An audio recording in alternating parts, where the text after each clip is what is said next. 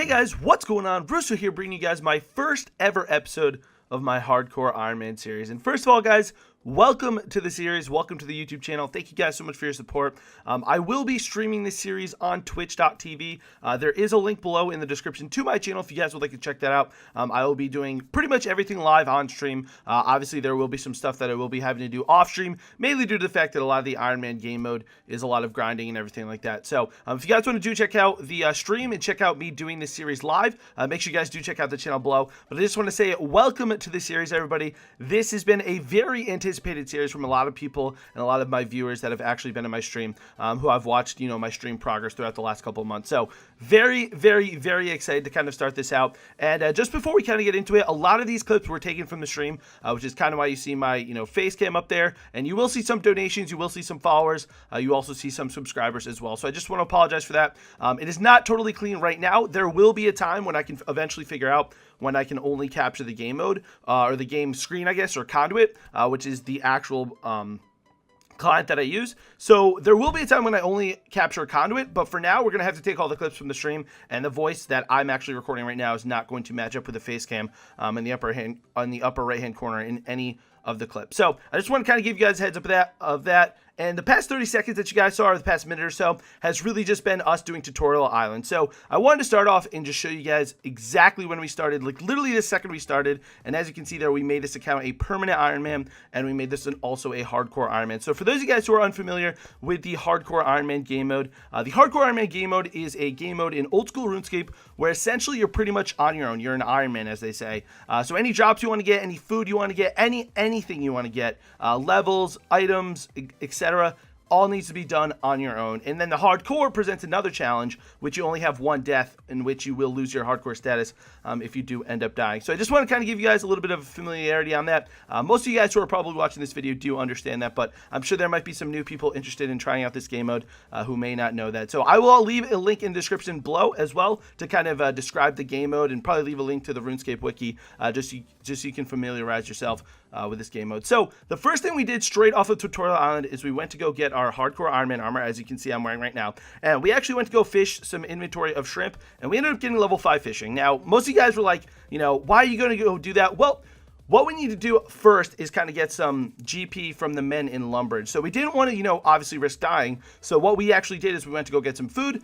We cooked it at the range in Lumbridge, and I believe we got up to 7 cooking as well. So our first objective that we want to do, which actually is not part of the guide that we're, pretty loosely following at this point, was to actually get an item called the Event RPG. Now, for those of you guys who don't know what the Event RPG is, the Event RPG is an item that is sold by Diango and Drainer. Basically, this item allows your attacks, or at least your punching and your kicking basic attacks, to be 3-tick instead of 4-tick. So over an extended period of time, it will actually save us a decent amount of time when we're training our lower levels. So as you can see right here, we did get 25 coins off Tutorial Island, and we got up to 200 coins from the men in Lumbridge.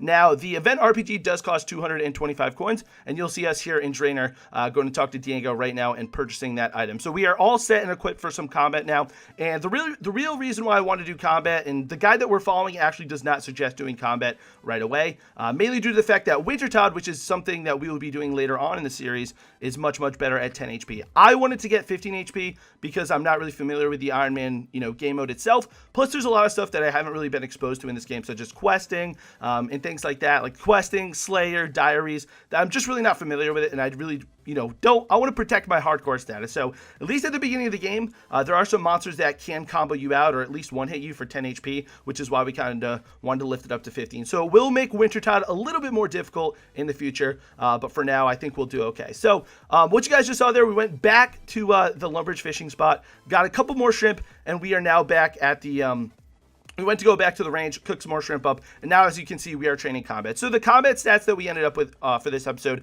we ended up going with 10 attack, 10 strength, and 10 defense, and all in all, that actually got us up to 15 HP, which is when we're going to stop. So you might also see a book of knowledge in the lower right hand corner of my screen.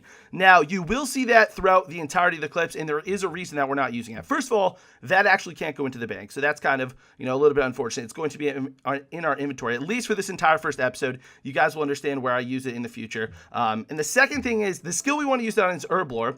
We have not completed Druidic Ritual at this point. That's the best skill that we can use that book of knowledge on, because herb lore is one of the most difficult skills on an Ironman. And the third thing is that like I said, it can't go in the bank, so it's going to stay there. And that I was going to save it for that skill, and that was the bottom line. Everybody kept trying me in the stream to tell me to go do different things. I was like, no, we're using it on herb lore, and it ended up becoming kind of a stream meme, which is awesome. So what you guys also saw right there is we went into the top level of Lumbridge Tower, or Lumbridge Castle, I should say, and there's 4 sets of logs there. We took all of those, and we got ourselves up to 15 firemaking. So we are back now, pickpocketing men. The goal here was actually to get enough coins to go ahead and buy ourselves an axe. Now, the axe will be very beneficial not only for woodcutting, but when we go to Wintertod, and the best axe that we can actually buy is a steel axe, as you guys will see here in a minute or so. So we got ourselves a bunch of GP. We're going to run down here to the, I believe, the south to Bob's axe shop. I think it's Bob. And we have 258 GP, and we're going to go ahead and buy ourselves a steel axe. So for the time being, the steel axe is going to be the best thing that we can actually afford. And we actually just went ahead and started Restless Ghost here. So throughout this entire series, I just want to explain a little bit why you might say, why are you starting quests and not finishing them, and etc. So there is a guide, which at least for the first couple episodes of the series, I will be linking down below for everybody. Now, the guide has been really, really good. And originally, I didn't want to follow a guide, but I made the determination that there is such unique information in the guide, and it's really, really cool. So it's basically an efficient Ironman guide. So it has you running around the map and gathering certain items that you may need in a future point in time for different quests, different diary rewards, different things that you may need down in the future. You may not necessarily finish it now. You may finish it, a little bit in the future, like I mentioned. But the best thing about it is you will be prepared when the time comes. So what we did right here is we are starting Cook's Assistant. We went to go get the Ghost Beak Amulet from, I forget what his name is, but we went to go get the Ghost Beak Amulet in Lumbridge Swamp. And now we're going to start Cook's Assistant, Rune Mysteries, and I believe we are also going to be starting Restless Ghost, which we already did. So that was the 3 quests that we started right now.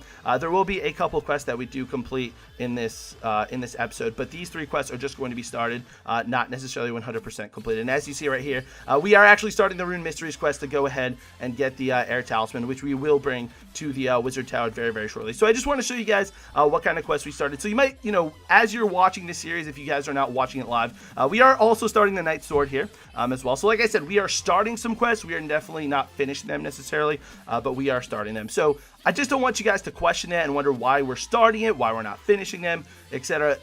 We are following the guide. If you guys do want to check that out, like I mentioned before, it will be down below in the description for you guys to kind of take a look at. So as you can see here, we will have a lot of yellow quests, and here is where we are completing our first quest on the Hardcore Ironman. As you can see, I will celebrate here in the face cam, and I'm so excited about it. We're just kind of waiting for the cutscene right here, but this will be our first quest that is completed, that is actually called Monk's Friend. So as you can see right there, we got 1 quest point, 8 law runes, and 2,000 woodcutting experience. And as mentioned before, there's the followers.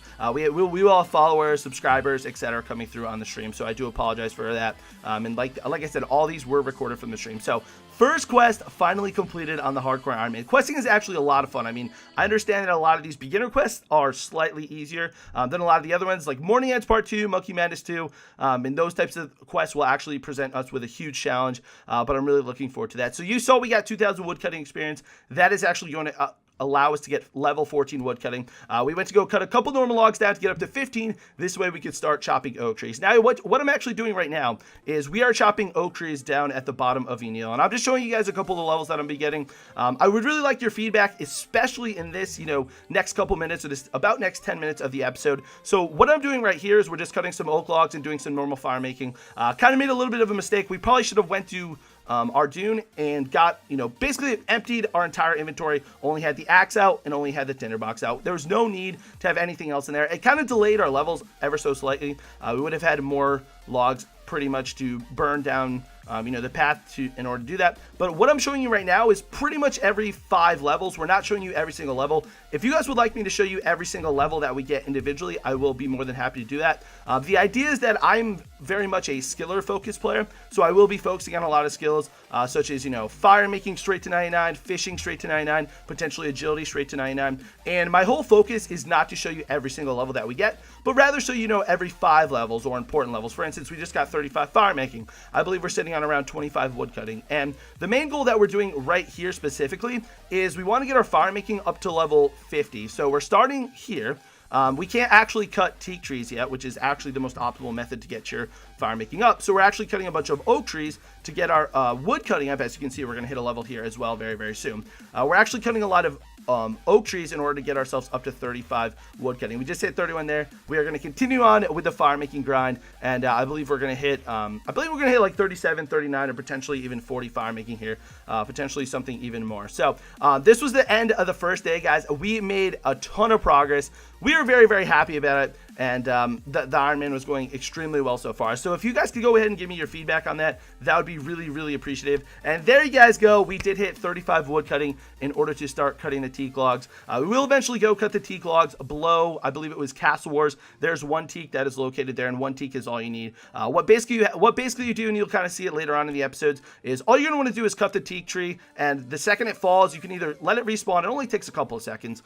You can let it respawn, or you can just go ahead and burn off your inventory of logs. We did the same kind of mistake there, I believe, and we'll get there later on in either next episode or later on in this episode.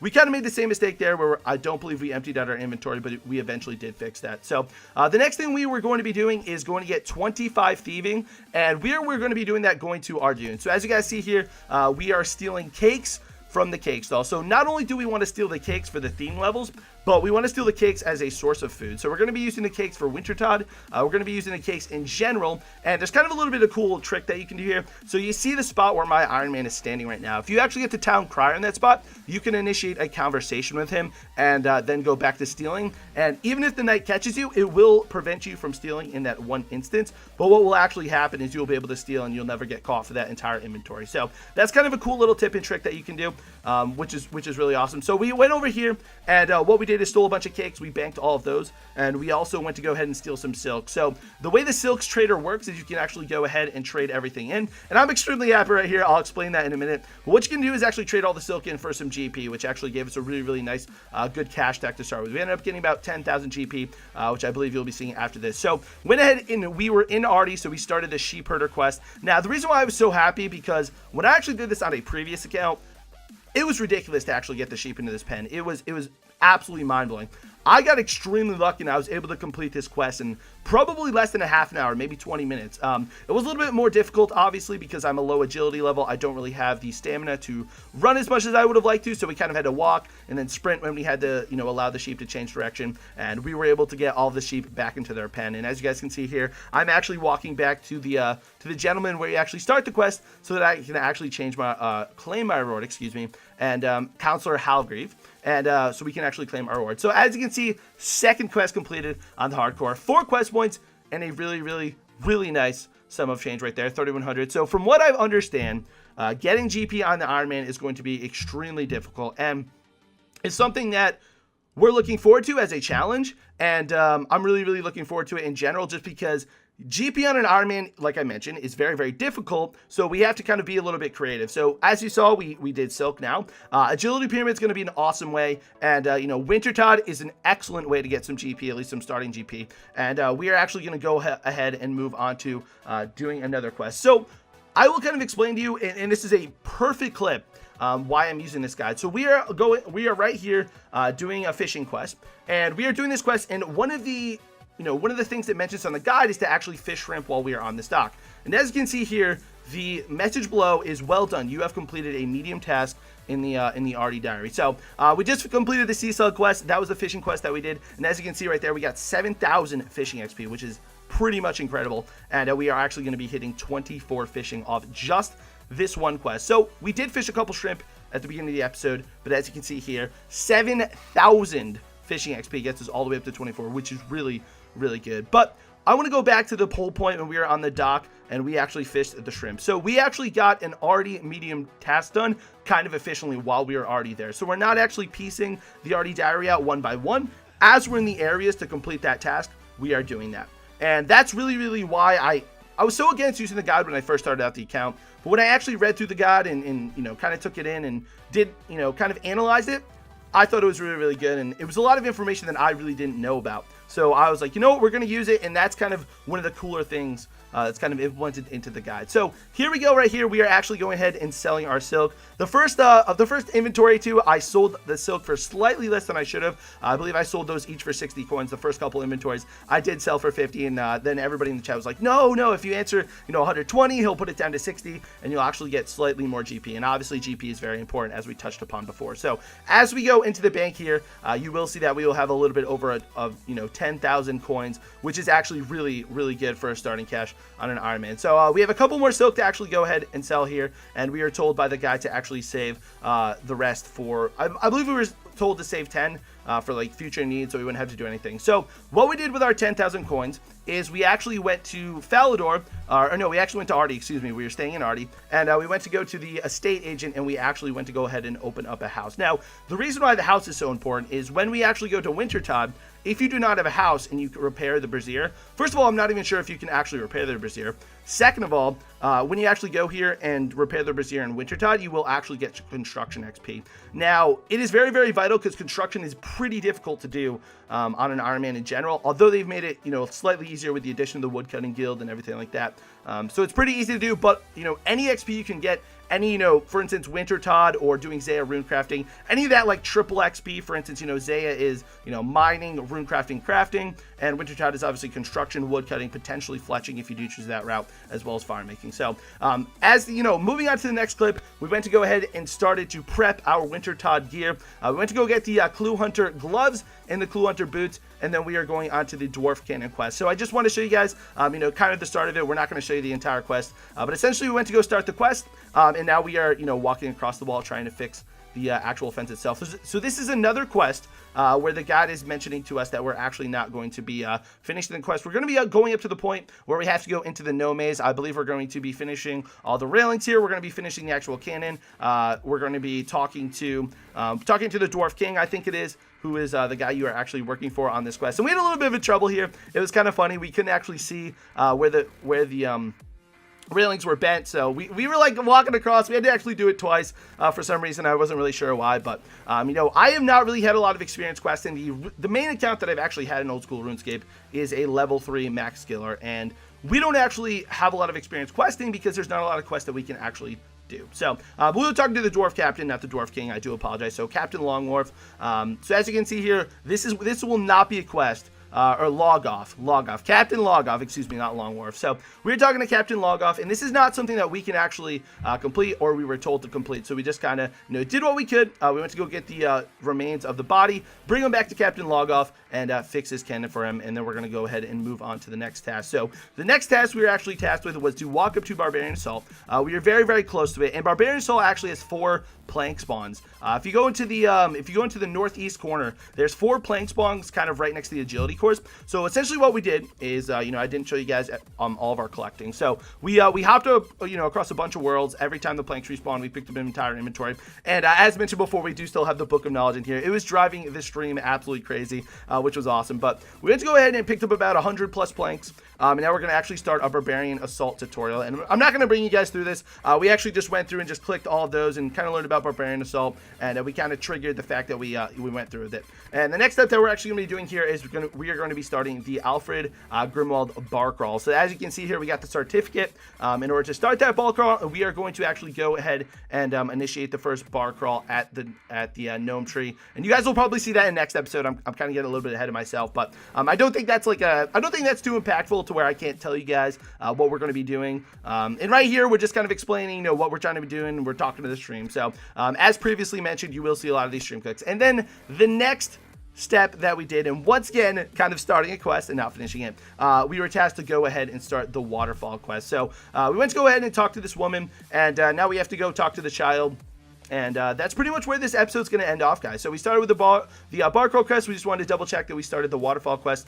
We got the book. We made sure to read it. And that is pretty much going to do it for this episode. So really excited about this series, guys. I'm really looking forward to it. I cannot wait to see what this has in store. I am so pumped for this. It's kind of like a brand new thing to me, right? I'm a fully maxed level 3 skiller, but this whole, hardcore Ironman in general is super exciting. I'm very excited about it. So as you can see, I know I keep saying I'm excited about it because genuinely I am. So to end the first episode, these are the stats we are rocking: 10 attack, 10 strength, 10 defense, 15 HP, 24 fishing from the Sea Slug quest, 39 firemaking, and 35 woodcutting, along with 25 thieving from all the cake. So thank you guys for watching. I really appreciate it. If you guys did enjoy this episode, make sure you guys do drop a like. We'll be back with episode 2 next weekend. Thank you guys so much for all your support, and I look forward to bringing you guys episode 2. Thank you so much, and we'll see you then.